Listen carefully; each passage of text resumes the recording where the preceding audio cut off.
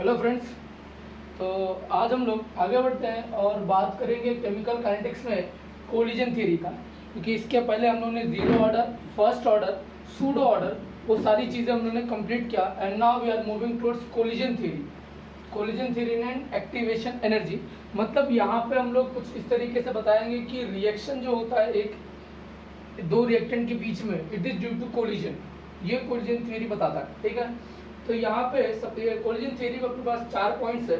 First हम लोग बात करेंगे collision between reactant and molecule. Reactant and molecule, reactants molecule के बीच में collision between reactants molecule, reactant molecule के बीच में जो कोलिजन होगा वो। सेकंड हम लोग बात करेंगे एनर्जी रिक्वायरमेंट, मतलब उस कोलिजन को होने के लिए कितना एनर्जी का नेसेसिटी है, that is what activation energy requirement, और we can say activation energy. And third one की बात करेंगे orientation of reactant molecule. And fourth one will be a potential barrier, जहाँ पे हम लोग ग्राफ की बात करेंगे। थ्रू ग्राफ हम लोग इस पोटेंशियल बैरियर को समझने की कोशिश करेंगे। ओके, तो बात करें हम लोग कोलिजन बिटवीन रिएक्टेंट मॉलिक्यूल। अभी दो रिएक्टेंट है, ठीक है। तो क्या बोल रहा है कि कोलिजन थ्योरी इस तरीके से बोलता है कि सपोज एक रिएक्टेंट ए है और एक रिएक्टेंट बी है, दोनों आपस में कोलाइड करेंगे तब जाके आपको कोई और बी सी डी मिल सकता है, या कोई और कॉम्बिनेशन मिलेगा। ए बी था, ये A2B था, ये AB2, ये जो मैंने रिएक्शन लिखा है ये इस तरीके से कुछ मिलेगा, ठीक है। क्या बोल रहा हूं मैंने, कोलिजन बिटवीन रिएक्टेंट मॉलिक्यूल के बीच का कोलिजन, ठीक है। तो यहाँ पे क्या है, reactant molecule should come together. Reactant molecule को क्या होना चाहिए, साथ में आना चाहिए। किसके लिए, कोलिजन होने के लिए। किसी भी रिएक्टेंट मॉलिक्यूल, अभी किसी के साथ कोलाइड होना है तो कोलाइड होने के लिए क्या करना पड़ेगा, सबसे पहले नजदीक आना पड़ेगा, ठीक है। तो reactant molecule should come closer collide in order to occur the reaction.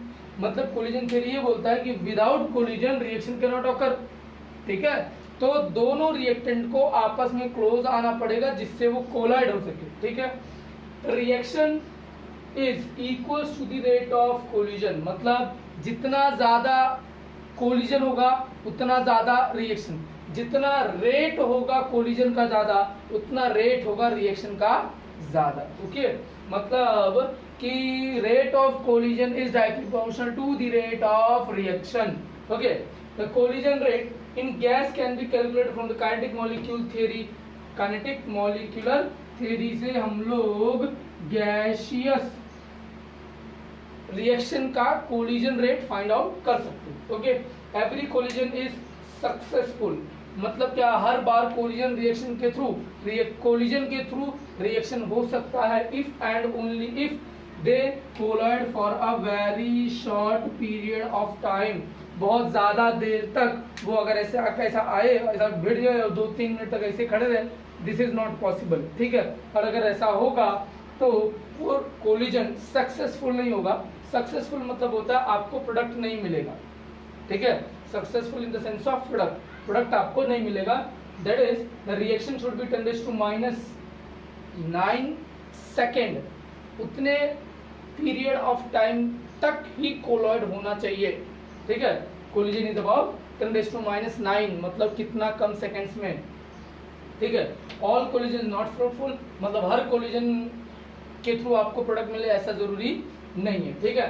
This implies that collision is not sufficient cause for the chemical reaction, मतलब हर बार टकरा जाना, हर बार टकराने से रिएक्शन कंप्लीट होता है ऐसा नहीं है। सही बात है ना, हर बार टकराने थोड़ी प्यार होता है, ठीक है। हर बार फ्रूटफुल नहीं होता ना किसी के साथ कोलाइड होना। कोलिजन हम लोग किसी के साथ टकराए जिसको हम चाहते हैं उसके साथ हर बार टकराना थोड़ी फ्रूटफुल होता है। ओके, तो period for the collision the period of time should be 10⁻⁹ seconds. अब आगे बात करते हैं रिक्वायरमेंट ऑफ एनर्जी, मतलब दो एटम्स को, दो मॉलिक्यूल्स को, दो रिएक्टेंट को टकराने के लिए मिनिमम अमाउंट ऑफ एनर्जी जो चाहिए उस एनर्जी को हम लोग बोलते हैं एक्टिवेशन एनर्जी, या फिर हम लोग बोलते हैं एक्टिवेट होने के लिए, मतलब वो कुछ करे उसके लिए मैं क्या दूं जिससे वो एक्टिवेट हो सके। ठीक है, उसको हम लोग बोलते हैं क्या, activation energy. The minimum amount of energy required for a molecular collision to lead the reaction, reaction होने के लिए कितना अमाउंट ऑफ एनर्जी लगेगा जिससे वो रिएक्शन प्रोसीड हो सके। सपोज एक बच्चा है, खेल रहा है, ठीक है, और आपको कुछ काम है उससे कि बोला जा बेटा एक काम कर, दुकान से जा ये चीज लेके आ, ठीक है, तो क्या बोलेगा, 10 रुपए दो। अच्छा बेटा 5 ले नहीं जाएगा, 6 ले नहीं जाएगा, 8 ले तो भी नहीं जाएगा, 10 लेगा तो ही जाएगा। इसका मतलब क्या है, उसकी एक्टिवेशन एनर्जी है, वो आपका काम करे जिसके लिए उसको 10 रुपया चाहिए, ठीक है।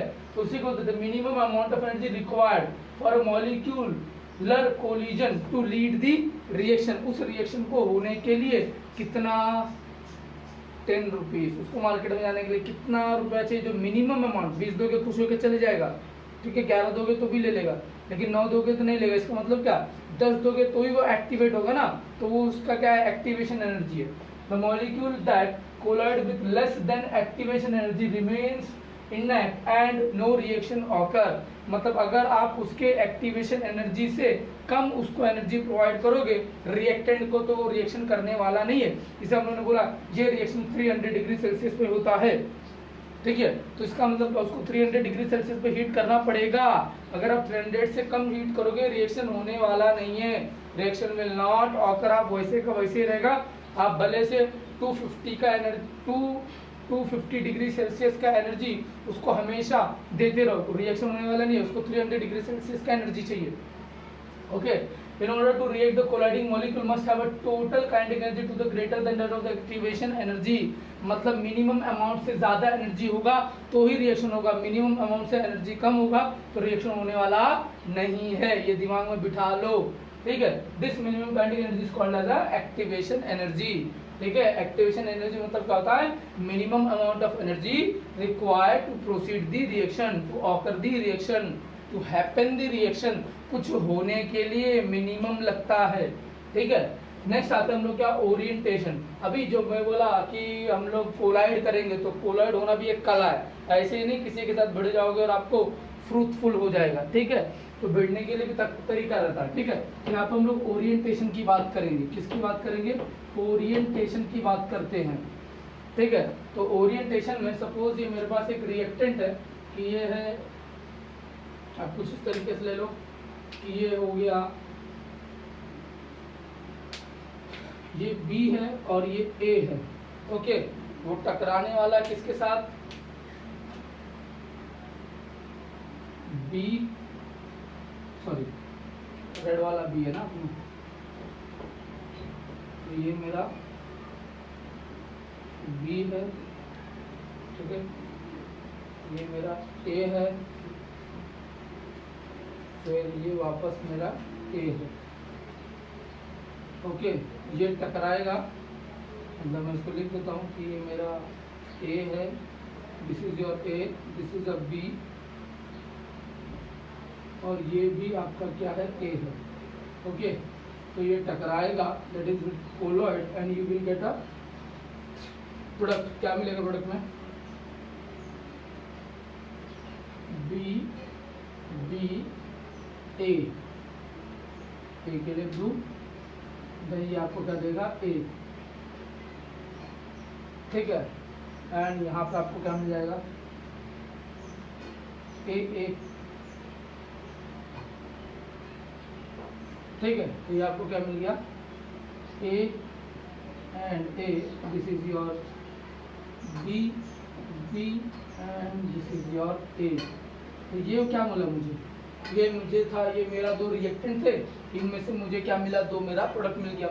सपोज मैंने क्या किया, मैं कुछ इस तरीके से रिएक्शन करवा रहा हूँ, ये B, देन ये A, देन A, देन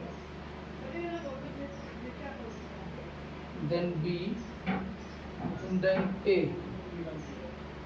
इस तरीके सपोज मैंने रिएक्शन करने की कोशिश किया, मतलब मैंने ओरिएंटेशन चेंज कर दिया। ये मेरा B है, ये A है, ये A है, ये B है और ये A है, ठीक है।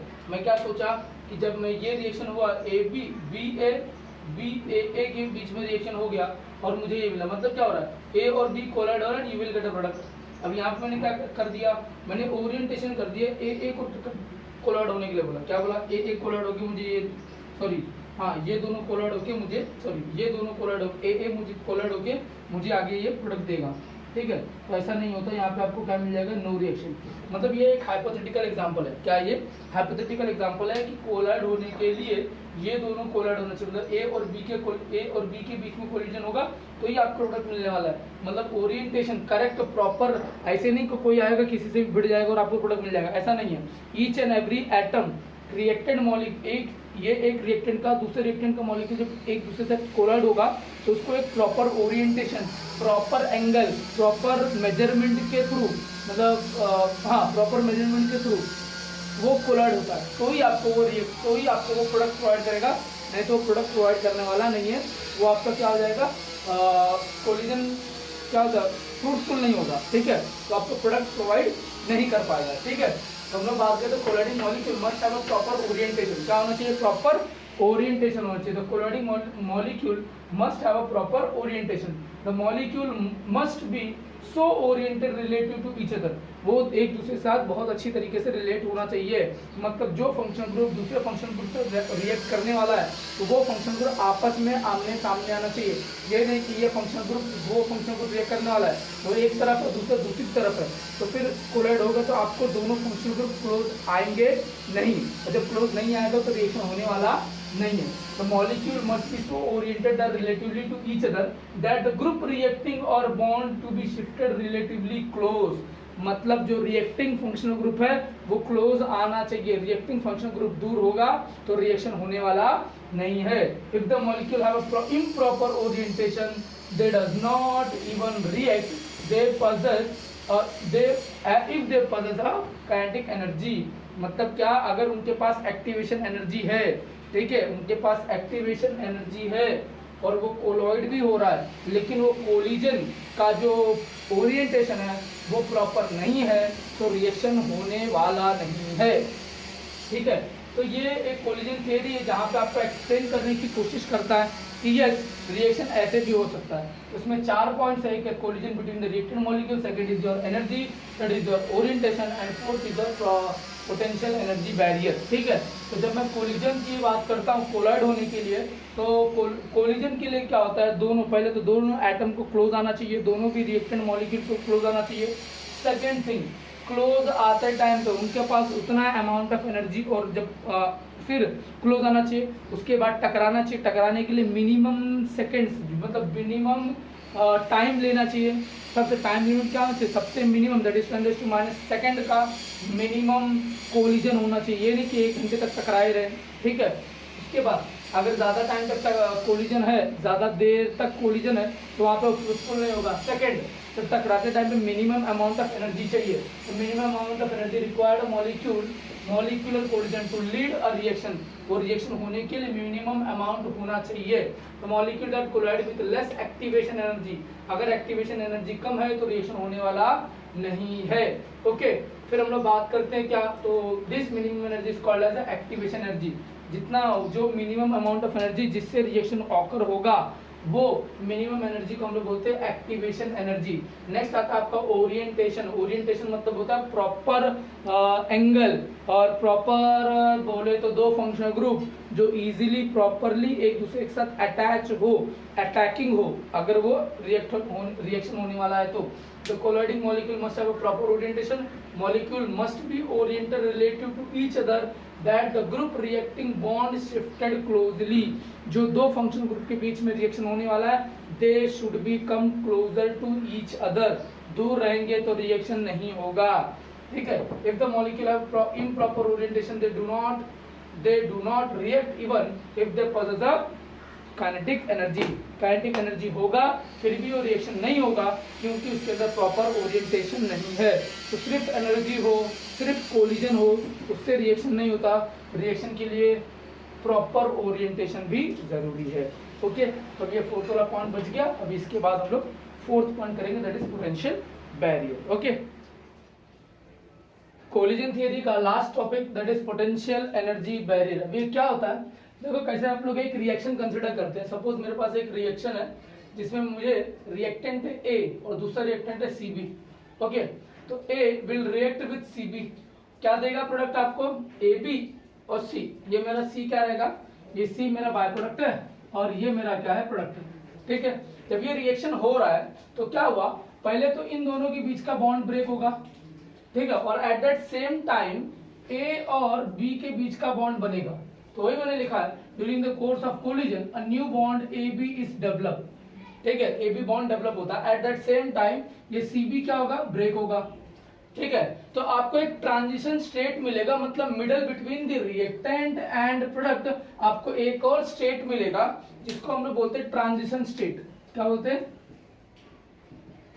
Transition state. मतलब ये हो गया ए और बी के बीच में बॉन्ड बन रहा है और सी और बी के बॉन्ड में ब्रेक हो रहा है। मतलब यहां पे हो रहा है फॉर्मेशन ऑफ बॉन्ड और यहां पे हो रहा है क्या, ब्रेकिंग ऑफ बॉन्ड। ए और बी और सी के बीच में बॉन्ड ब्रेक हो रहा है और ए और बी के बीच में बॉन्ड बन रहा है।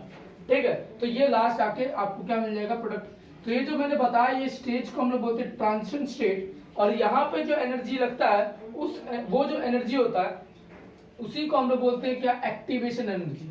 क्या बोलते हैं इसको, एक्टिवेशन। देखो, to attain the configuration atom need to gain energy which come from the kinetic energy of collision molecule. तो वही मैंने जो बताया था कि हम लोग वो जो दो एटम है, दो एटम आपस में टकराएंगे, जिसके लिए क्या चाहिए, एनर्जी चाहिए। उस एनर्जी को हम लोग क्या बोलते हैं, एक्टिवेशन एनर्जी, जिससे वो एक्टिवेट हो और जाके टकराए। तो उसको हम लोग बोलते हैं क्या, kinetic of collision molecule, kinetic energy of collision molecule. That is what मैं बात कर रहा हूं, एक्टिवेशन एनर्जी का। The energy barrier between the reactant and the product is shown in the figure. अभी याद रखना, हमेशा रिएक्टेंट का एनर्जी हमेशा ज्यादा होता है, तब जाके आपको प्रोडक्ट मिलेगा। अगर रिएक्टेंट का एनर्जी प्रोडक्ट से कम होगा तो रिएक्टेंट कभी रिएक्ट नहीं होगा और प्रोडक्ट बनाएगा नहीं, क्योंकि प्रोडक्ट हमेशा रिएक्शन से ज्यादा स्टेबल होता है। अब ज्यादा स्टेबल रहेगा मतलब एनर्जी कम। ये मेरा ई है, ज्यादा स्टेबल है मतलब एनर्जी क्या रहेगा, कम रहेगा। और रिएक्टेंट का एनर्जी क्या है, ज्यादा एनर्जी है। रिएक्टेंट का एनर्जी ज्यादा, प्रोडक्ट का एनर्जी कम। रिएक्टेंट का एनर्जी ज्यादा, प्रोडक्ट का एनर्जी कम। तो अभी ये जो दिख रहा है आपको, इन दोनों के बीच में, रिएक्टेंट और प्रोडक्ट के बीच का जो एनर्जी है उसको बोलते हैं delta E. That is the difference between the energy of reactant and product. और ये क्या है, ये है आपका फेज। कौन सा फेज है, ट्रांजिशन फेज है, जहां पे उसके पास एनर्जी सबसे ज्यादा होता है, जो कि वो ये वाला स्टेज है जहां पे एक बॉन्ड बन रहा है और दूसरा बॉन्ड ब्रेक हो रहा है। मतलब जो मिडल बिटवीन द स्टेज है उसका एनर्जी क्या रहता है, सबसे ज्यादा। इसको बोलते हैं E A, that is energy of activation. मतलब ये रिएक्टेंट को एक्टिवेशन एनर्जी मिलेगा तब वो जाके वो टॉप पे पहुंचेगा। टॉप पे पहुंचेगा मतलब ये स्टेज पे आएगा। कौन सा स्टेज, ये वाला, जहां पे हम लोग थे A dot dot dot B dot dot dot C. ये स्टेज पे आने के लिए उसको एक्टिवेशन एनर्जी चाहिए। ठीक है, डिफरेंस बिटवीन दी रिएक्टेंट का एनर्जी एंड जो ट्रांजिशन स्टेट में पहुंच रहा है उसको, वो दोनों को बोलते हैं हम लोग, दोनों के बीच का जो डिफरेंस होता है उसको बोलते हैं ईए। क्या होता है उसको, ईए। और उसको बोलते हैं एक्टिवेशन एनर्जी, और वो एनर्जी उसको प्रोवाइड करने का रहता है। ठीक है, और ये क्या है, डेल्टा ई। डेल्टा ई मतलब एनर्जी और रिएक्टेंट के बीच का, रिएक्टेंट का एनर्जी और प्रोडक्ट की एनर्जी के बीच का जो एनर्जी होगा, difference between the energy of reactant and product, उसको हम बोलते हैं ईए। और टोटल लेके होगा पोटेंशियल बैरियर। तो ये पोटेंशियल बैरियर है, तो ये जो है ये आपका बैरियर है उसके लिए, जिससे वो क्रॉस करके वो क्या करे, रिएक्शन करे। ठीक है, thus the reactant molecule transform to product only if they possess equal energy or greater than that of such activation energy। वो तब ही प्रोडक्ट में बन सकता है जब उसका एनर्जी ग्रेटर होगा या उसके इक्वल में होगा, किसके, एक्टिवेशन एनर्जी के जैसा। आया बात समझ में, क्लियर है। देखो फिर से एक बार बता देता हूं, हम लोग बात करें पोटेंशियल एनर्जी बैरियर, जहां पे ए रिएक्ट होगा किसके, सी और बी, सी बी से, और आपको देगा ए बी प्लस सी। ठीक है, बट ये जब रिएक्शन हो रहा है तो ए और बी के बीच में बॉन्ड बनेगा, न्यू बॉन्ड का फॉर्मेशन होगा, और जो ओल्ड बॉन्ड था दैट इज सी और बी का वो ब्रेक होगा। अब वो दोनों एक ही साथ हो रहा है, एक स्टेज पे पहुंचता है, उस स्टेज को हम लोग बोलते हैं ट्रांजिशन स्टेट, जिसको मैंने यहाँ पे लिखा है। ठीक है, A dot dot B dot dot C, मतलब क्या, ए के साथ बॉन्ड ब्रेक फॉर्म हो रहा है और बी सी के साथ बॉन्ड ब्रेक हो रहा है, उसको हम लोग बोलते हैं ट्रांजिशन स्टेट। फिर आपको ये प्रोडक्ट मिल जाएगा। ठीक है, और यहां से यहां तक जिसने इसको पहुंचाया उस एनर्जी को बोलते हैं एनर्जी ऑफ एक्टिवेशन। मतलब यहां से यहां तक जो एनर्जी पहुंचने को लगा उसको हम बोलते हैं एनर्जी ऑफ एक्टिवेशन। वो एनर्जी मिलेगा तभी आपका रिएक्टेंट, इस सिंपल है ना यार, इसके पास एनर्जी कम है, उसके पास एनर्जी ज्यादा है, अभी यहां तक पहुंचने के लिए उसको क्या करना पड़ेगा, ज्यादा एनर्जी चाहिए। अगर मैं फर्स्ट सीढ़ी पे हूं, मैं फर्स्ट स्टेयरकेस पे हूं और मुझे 30th स्टेयरकेस पे पहुंचने का है, तो मेरे पास एनर्जी रहेगा तभी तो मैं 30 स्टेप चढ़ सकता हूं, नहीं तो मैं चढ़ ही नहीं पाऊंगा। ठीक है, तो यहां से यहां तक तो उसके अब मुझे एनर्जी चाहिए, तो मुझे क्या करना पड़ेगा, खाना पड़ेगा। तो खाना मेरे लिए क्या हो गया, एक्टिवेशन एनर्जी है, जो मुझे एक्टिवेट किया, खाने से मुझे एनर्जी मिला, तब मैं जाके इसके ऊपर चढ़ गया, यहां तक पहुंचा। तो ये होगा आपका रिएक्टेंट, एनर्जी गेन करेगा तब वहां तक जाके पहुंचेगा, जिसको हम लोग बोलते हैं एक्टिवेशन एनर्जी। वो हम लोग बहुत तरीके से दे सकते हैं, हीटिंग करके दे सकते हैं, और भी सनलाइट पास करके दे सकते। कोई लाइट वाला रिएक्शन होगा, लाइट से एक्टिवेट होता रहेगा तो उसको लाइट देके, हीट से एक्टिवेट रहता है तो हीट देके, तो डिफरेंट डिफरेंट फॉर्म से उसको एनर्जी प्रोवाइड करके उसको एक्टिवेशन एनर्जी देंगे। ठीक है, तो वो ये ट्रांजिशन स्टेट पे पहुंचेगा और उसके बाद अब प्रोडक्ट क्या होता है, ज्यादा स्टेबल होता है। प्रोडक्ट ज्यादा स्टेबल होता है तो अपने आप एनर्जी लूज करेगा और नीचे की तरफ आ जाएगा जैसे जैसे प्रोडक्ट बनता रहेगा। और इन दोनों का ई डेल्टा ई मतलब क्या है, difference between the energy and the difference between the energy of reactant and product, दोनों के बीच का जो डिफरेंस होता है उसको हम लोग बोलते हैं डेल्टा ई। ठीक है, तो कब होगा ये रिएक्शन, कब हो सकता है, जब एनर्जी एक्टिवेशन एनर्जी या उससे ज्यादा हो। They possess the reactant molecule transform to product only if the energy possess equal, मतलब इस एनर्जी से रिएक्टेंट को प्रोडक्ट में कन्वर्ट होने के लिए मिनिमम अमाउंट ऑफ एनर्जी चाहिए जिससे वो ये स्टेज पे पहुंच सके। ठीक है, क्योंकि उसके बाद तो एनर्जी चाहिए नहीं, एनर्जी लूज करेगा वो।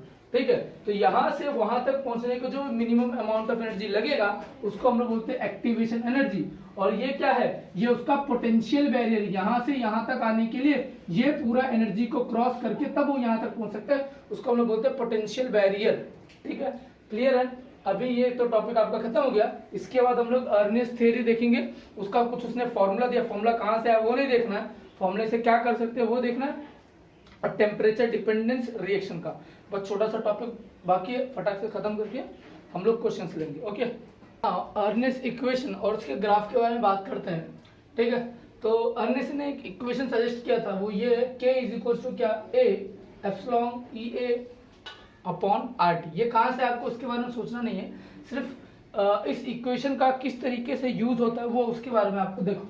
ठीक है, तो यहाँ पे k क्या है, k is your rate constant, E is your activation energy, T is the temperature, R is the molar gas constant and EA is the pre exponent of factor of equation, pre exponent factor of equation. ठीक है, ये क्या indicate कर रहा है, आप ये equation को देखो, k equals to E minus EA by RT। अभी हम लोग एक्चुअली क्या देख रहे हैं, हम लोग यहाँ पे देख रहे हैं कि टेम्परेचर को चेंज करने पर रेट ऑफ रिएक्शन किस तरीके से मूव करता है। ओके, तो सपोज मैंने यहाँ पे क्या किया, टेम्परेचर को इंक्रीज किया। ठीक है, आप यहाँ पे देखो ये टेम्परेचर इंक्रीज हुआ, अब ये डिनोमिनेटर देखो EA बाय RT, अगर टेम्परेचर इंक्रीज होगा तो ये क्या हो जाएगा, पूरा का पूरा वैल्यू डिक्रीज हो जाएगा क्योंकि डिनोमिनेटर में। ठीक है, तो temperature increases, this value increases. Okay, अब वहां पे मैंने क्या लगा दिया, नेगेटिव लगा दिया, तो अगेन उसका उल्टा हो जाएगा, वैल्यू क्या हो जाएगा, इंक्रीज। अब ये वैल्यू अगर इंक्रीज हो रहा है तो ये वैल्यू इंक्रीज हो रहा है तो EA का एप्सिलॉन का वैल्यू भी क्या होगा, इंक्रीज होगा। अब जब एप्सिलॉन का वैल्यू इंक्रीज होगा तो ये A के साथ मल्टीप्लाई हो रहा है, इसका मतलब ये वैल्यू भी क्या हो जाएगी, बढ़ जाएगी। और ये बढ़ जा रहा है मतलब क्या हो जा रहा है, रेट बढ़ जा रहा है। इसका मतलब क्या होता रहा है कि अगर टेम्परेचर इंक्रीज होगा तो रेट ऑफ रिएक्शन इंक्रीज होगा। देखो क्या लिखा है, larger the value of EA, smaller is the rate constant, rate constant क्या हो जाएगा, कम हो जाएगा, और rate constant कम होगा तो rate क्या होगा, slower होगा। अब larger the value of EA, लेकिन मैंने यहाँ पे क्या बताया, अगर टेम्परेचर इंक्रीज होगा, अगर मैं इसका उल्टा लिखूं तो अगर मैंने टेम्परेचर को डिक्रीज किया तो EA बाय RT का वैल्यू क्या होगा, इंक्रीज होगा, फिर माइनस EA बाय RT का वैल्यू क्या होगा, डिक्रीज होगा, बराबर ना। अगर टेम्परेचर के वैल्यू को डिक्रीज किया तो EA बाय RT क्या हो जाएगा, बढ़ जाएगा, वो बढ़ जाएगा तो नेगेटिव साइन आ गया तो कम हो गया, फिर minus EA by RT epsilon का वैल्यू क्या हो जाएगा, तो वो भी क्या हो जाएगा, कम हो जाएगा। जब वो कम हो जाएगा तो रेट कांस्टेंट क्या हो जाएगा, कम हो जाएगा।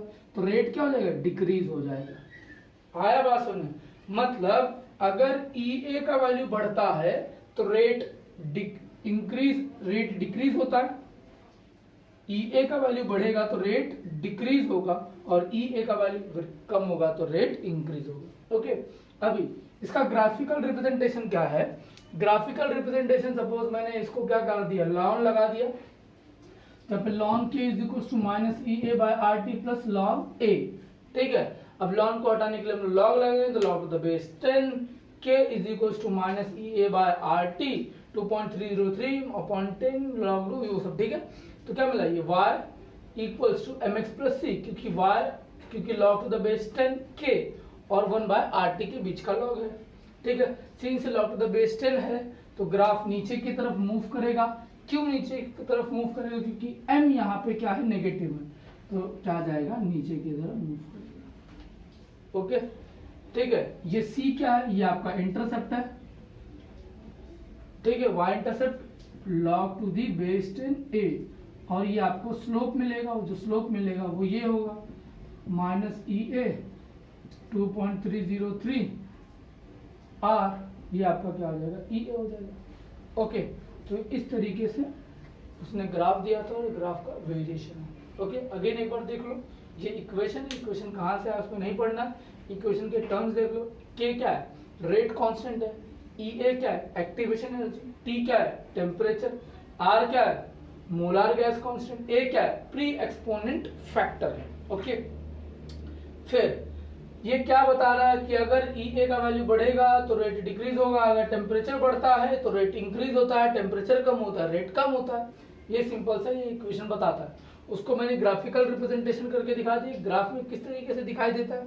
ओके, ये डाउनवर्ड डायरेक्शन में जाता है अगर हम लोग इस तरीके का इक्वेशन को ड्रॉ करते हैं यहाँ पे, क्योंकि y equals to mx plus c है और उसका जो स्लोप है वो नेगेटिव है, इसलिए आपको ग्राफ नीचे की तरफ जाता हुआ दिखेगा। ओके, तो ये था उसका रिप्रेजेंटेशन। अर्नेस्ट इक्वेशन की बात की। अब हम लोग आगे बढ़ते हैं और हम लोग देखेंगे कि catalyst, how the catalyst affect our reaction.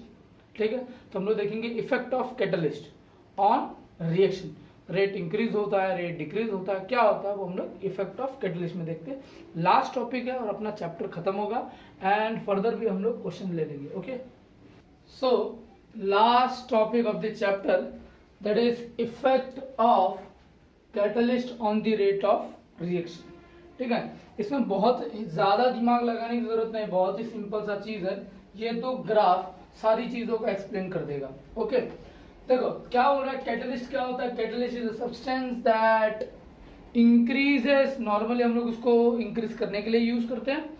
So catalyst is a substance which increases the rate of the reaction without involving या फिर विदाउट कंज्यूमिंग इटसेल्फ। ठीक है, खुद कंज्यूम नहीं होता, वो बाद में आपको as a reactant, as a by product मिल जाएगा। ओके, हम लोग एक रिएक्शन लेते हैं जैसे KClO3 डिकम्पोज होता है KClO2 में। ठीक है, लेकिन बहुत ही स्लो रिएक्शन है, या फिर इसको आप बहुत लार्ज अमाउंट में क्या करो, हीट प्रोवाइड करो, मतलब एक्टिवेशन एनर्जी, तब जाके रिएक्शन होता है। नहीं तो क्या करो, आप MnO2 as a catalyst use करो, reaction much and much faster होगा। ठीक है, अभी इसको समझने के लिए ये दो ग्राफ है, याद रखना। हम लोग ने क्या बोला कि रिएक्शन होने के लिए उसको एक्टिवेशन एनर्जी दिया जाता है। क्या दिया जाता है, एक्टिवेशन एनर्जी। मतलब कि सपोज उसको 100 किलो जूल्स ऑफ एनर्जी मिलेगा तो ही जाके वो रिएक्शन होगा। तो 100 किलो जूल्स उसका क्या है, एक्टिवेशन एनर्जी है। क्या है, 100 किलो जूल्स उसका एक्टिवेशन एनर्जी। जैसे मैं आपको एक एग्जांपल लेता हूं, देखो एक स्टूडेंट है, उसने एग्जाम दिया और सपोज अपने को पता है कि 100 के लिए पासिंग कितना होता है, 35। 100 के लिए पासिंग कितना होता है, 35। ओके, तो दो कंडीशन हो सकती, अगर वो बच्चा समझो लगभग फेल हो रहा है, ठीक है, तो उसको समझो 33, 34 या 32 के आसपास उसका मार्क्स आ रहा है। अब उसको पास होना है तो हम लोग क्या करें, उसको एक्टिवेशन एनर्जी दे सकते हैं, मतलब उसको डायरेक्टली हेल्प कर सकते हैं। क्या 2-4 मार्क्स आगे दे तो 32 मिला है, 3 मार्क्स और दे तो 35 हो जाए, पास हो जाए। तो क्या हो गया, मैंने 3 मार्क्स उसको दिया, हो गया उसका activation energy, minimum energy required to pass, that is what activation. 35 चाहिए, 33 है, मैंने और दे दिया, मिल गया, पास हो गया, निकल लिया। ठीक है, या फिर मैं पोटेंशियल बैरियर कम कर दूं, क्या कर दूं, पोटेंशियल बैरियर, मैं उसके लिए एज अ कैटलिस्ट एक्ट करूं। आज में से मैंने लिख दिया नहीं 100 में से पासिंग 30 होगा, तो मैंने एज अ कैटलिस्ट उसको हेल्प नहीं किया, उसके मार्क्स को इंक्रीज किया नहीं, मैंने अपने क्राइटेरिया को चेंज कर दिया, वो अपने आप निकल गया। समझा? तो यहाँ पे मैंने कैटलिस्ट का काम किया, इनडायरेक्टली हेल्प कर रहा हूं मैं उसका पोटेंशियल बैरियर। पहले बैरियर क्या था 35, अब बैरियर कितना है 30, तो मैं उसका पोटेंशियल बैरियर कम कर रहा हूं। तो यहाँ पे कैटलिस्ट क्या काम करता है, पोटेंशियल बैरियर का काम करता है, पोटेंशियल बैरियर कम करने का काम करता है। ठीक है, अभी यहाँ पे ग्राफ को देखो, ये रिएक्टेंट है, प्रोडक्ट है, रिएक्टेंट से प्रोडक्ट जाने के लिए एक्टिवेशन एनर्जी होते हुए निकलेगा, इतना बड़ा है। जब मैंने कैटलिस्ट यूज किया, ये नॉन कैटलाइज्ड रिएक्शन है और ये कैटलाइज्ड रिएक्शन है। ठीक है, ये नॉन कैटलाइज्ड रिएक्शन है, कैटलाइज्ड रिएक्शन है। देखो यहाँ पे एक्टिवेशन एनर्जी इतना लग रहा है और यहाँ पे एक्टिवेशन एनर्जी इतना ही लग रहा है। क्यों? क्योंकि ये कैटलाइज्ड रिएक्शन है। यहाँ से यहाँ में मैंने यहाँ पे MnO2 यूज किया और मैंने यहाँ पे MnO2 नहीं यूज किया। ठीक है, अब देखो एक्टिवेशन एनर्जी कम हो गया ना, देखो एक्टिवेशन एनर्जी कम हो गया। अर्नेस के इक्वेशन में ऐड करते एक्टिवेशन एनर्जी और देखते रिएक्शन इंक्रीज होता है कि डिक्रीज होता है। तो EA का वैल्यू, अब अपने पास तो इक्वेशन ये है अर्नेस का। ठीक है, अब मैं EA को क्या किया, डिक्रीज किया। जब मैंने EA को डिक्रीज किया तो ये जो आपका वैल्यू है पूरा फ्रैक्शन क्या हो जाएगा, डिक्रीज हो जाएगा। जब नेगेटिव लगा दिया तो इंक्रीज हो जाएगा। ठीक है, ये क्या हो गया, इंक्रीज हो गया। इंक्रीज हो गया तो एक्सपोनेंट का वैल्यू भी क्या हो गया, इंक्रीज हो गया। एक्सपोनेंट का वैल्यू इंक्रीज हो गया तो K का वैल्यू बढ़ गया, K का वैल्यू बढ़ गया तो रेट ऑफ रिएक्शन भी बढ़ गया। इसका मतलब एक्टिवेशन एनर्जी कम करने पर रेट ऑफ रिएक्शन बढ़ जाता है। EA का वैल्यू कम करने पर रेट बढ़ जाता है। क्लियर है चीज है? क्लियर है? एक बार वापस देखो, हम लोग बात करें कैटलिस्ट। कैटलिस्ट एक ऐसा सब्सटेंस होता है जो रेट ऑफ रिएक्शन को इंक्रीज करता है। ठीक है, दूसरा यहाँ पे KClO3, हाँ मैंने आपको एक एग्जांपल दिया, जैसे कि अगर मैं किसी को पास करना है, अगर 33 मार्क्स है तो मैं उसको 2 मार्क्स दे दिया और वो पास हो जाएगा। तो मैंने उसको 2 मार्क्स दिया, मतलब मैंने उसको एक्टिवेशन एनर्जी तक पहुंचने के लिए मैं उसको एनर्जी दिया, जिसको मैंने बोला 2 मार्क्स। या तो मैं क्या कर दूं, पोटेंशियल बैरियर कि जो 100 किलो जूल्स पर ही रिएक्शन करता था, मैंने वैसा कर दिया कि वो 50 पे ही रिएक्शन कर रहा है, मतलब 50 है निकल ले, 50 नहीं है तो रुक जा। ठीक है, तो ऐसा समथिंग। तो ये क्या है, EA that is activation energy, energy required to start the reaction. हमें कैटलिस्ट ऐड करने से एक्टिवेशन एनर्जी क्या हो गया, कम हो गया। मतलब सपोज यहाँ पर जो 100 किलो जूस लगता था, MnO2 डालने के बाद 20 किलो जूस पर ही रिएक्शन हो जा रहा है, मतलब मुझे बहुत हल्का सा हीट करना पड़ेगा। तो यही काम होता है MnO2 का, यही काम होता है आपके कैटलिस्ट का। अभी कैटलिस्ट क्या करता है, एक्टिवेशन एनर्जी कम करता है। तो एक्टिवेशन एनर्जी से रेट ऑफ रिएक्शन इंक्रीज होता है कि नहीं होता है, तो ये समझाएगा ये इक्वेशन। EA डिक्रीजेस तो पूरा EA by RT डिक्रीजेस। अब EA by RT डिक्रीजेस तो नेगेटिव साइन लगा दिया तो इंक्रीजेस होगा, तो ये वैल्यू भी इंक्रीजेस, ये वैल्यू इंक्रीज, तो K का वैल्यू इंक्रीज, K का वैल्यू इंक्रीजेस तो rate of reaction increases. Okay, तो यहाँ तक हो गया अपना टॉपिक, सारे एक्सप्लेनेशन हो चुके हैं। अब हम लोग आगे बढ़ेंगे किसके लिए, क्वेश्चंस के लिए। क्वेश्चन अच्छी तरीके से देखना, सारे फॉर्मूलेस पढ़ लेना। पहला तो कम से कम वीडियो देखने से पहले 3 से 4 बार टेक्स्ट बुक को रीड कर लेना। ठीक है, क्योंकि इसके पहले हमने जो भी किए सारे थ्योरी थे, बायोमोलिक्यूल्स था, पॉलीमर था, वहाँ पे सिर्फ रीडिंग इंपॉर्टेंट था, कुछ फॉर्मुलेस कुछ नहीं थे। ठीक है, लेकिन यहाँ पे आपको टेक्स्ट बुक को 3 से 4 बार रीड कर लेनी है। देन सारे फॉर्मुलेस को आपको पढ़ लेना अच्छी तरीके से, सारे फॉर्मुलेस को पढ़ लो, सारे फॉर्मुलेस को 3-4 बार लिख लो, बाय हार्ट कर लो। ठीक है, जो लॉजिक मैंने समझाया वो समझ लो, और उसके बाद कल मैं आपको सारे शॉर्टकट्स के साथ सुपर ट्रिक्स एंड टैक्टिक्स दूंगा, जिससे आप सारे केमिकल काइनेटिक्स के क्वेश्चन को यूं सॉल्व कर लोगे, यूं कैसा, यूं। ठीक है, चलो बाय।